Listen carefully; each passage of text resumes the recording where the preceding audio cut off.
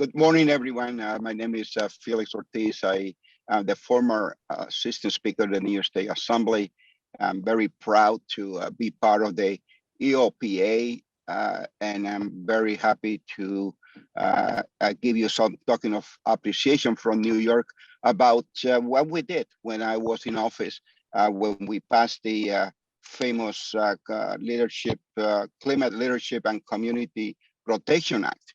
And that the purpose of this really was to ensure that we can develop some objective, some mission and some purpose about bringing New York more close to tackle the issue of climate change. Most of us know that Sandy had a big impact in New York City as a whole. And I will just share a quick example. I live on 33rd Street between 4th and 5th Avenue, which is a little slope next to the Greenwood Cemetery in Brooklyn, New York. The area called, depending who you're talking to, South Slope, Greenwood Heights, Sunset Park. But the bottom line is, whichever name you use, our houses on that block, which is in a little slope, all got water in our basements as a result of Sandy, as a result of what happened September 1st of this year, where we have a complete overflow of water in New York City.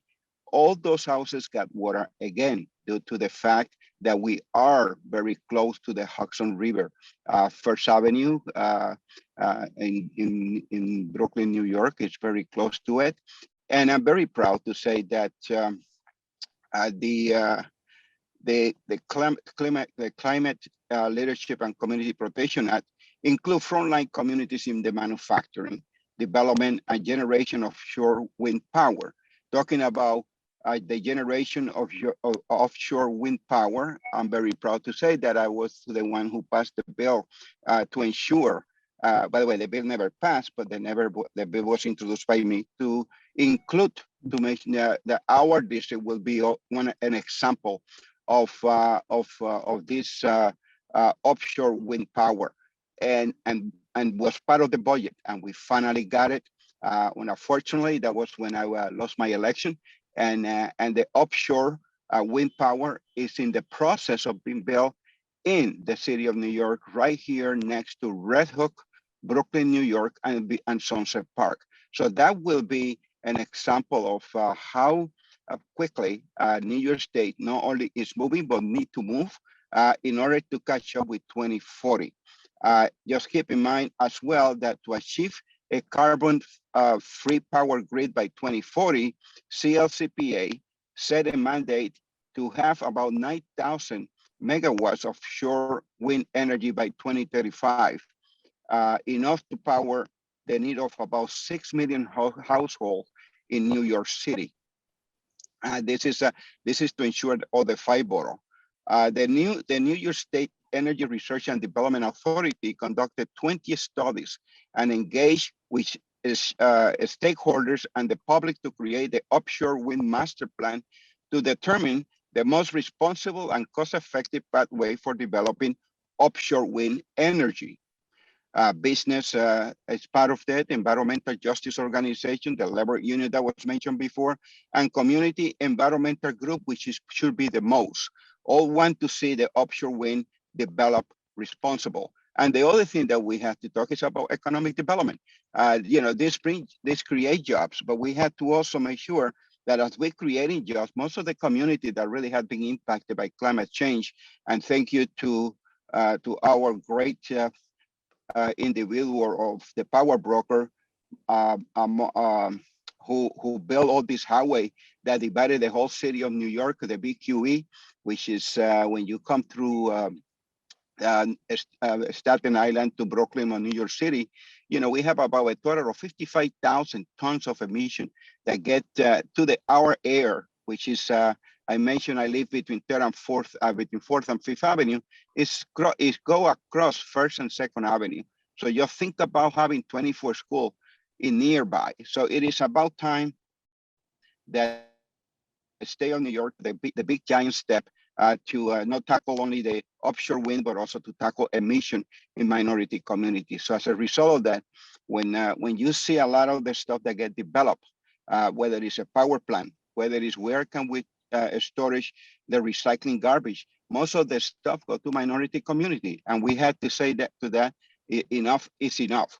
Uh, as we all know, President Biden has set some goal to achieve net zero emission economy by the 2050 will require an unprecedented expansion of renewable energy to replace fossil fuel that continue to fuel the climate crisis. On the fossil fuel angle, I would like to say also that I had introduced a bill to ensure that we will be able to remove any investment to any company that provide that deal with fossil fuel, and this is regarding pension fund.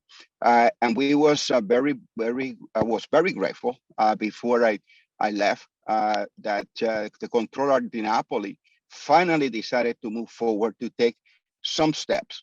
Not the step that I wanted to, but he at least decided to take some step. I give some credit to the baby step that he decided to take, because in reality, we need to talk about fossil fuel as well. We cannot have the state of New York to take the lead on climate change, offshore winds, and everything that we are talking, we will be talking about today. But the bottom line here is that fossil fuel continue to be a big problem to our communities, especially minority and disenfranchised community.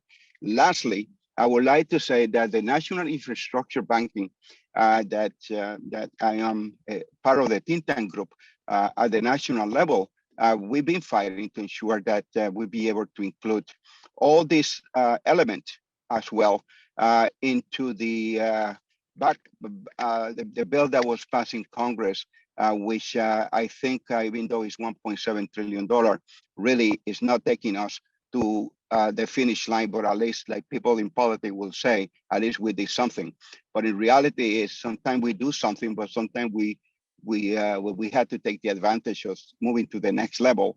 Are people who really get afraid and get intimidated because of the politics. And sometimes we have to put our people first rather than politics. And I think I'm very proud to be part of this group, because this group is a very proactive, very progressive, and has shown to me and demonstrated to me that that not only the environment is important, not only the climate changes need to be addressed, but they also addressing issues that is impacting veterans as well. And as a veteran, I salute you and I thank you for allowing me to be with you, to part of this family, and for giving me the opportunity to continue to ensure that we will keep Washington on their toes, as well as we will continue to keep the local and state level on their toes.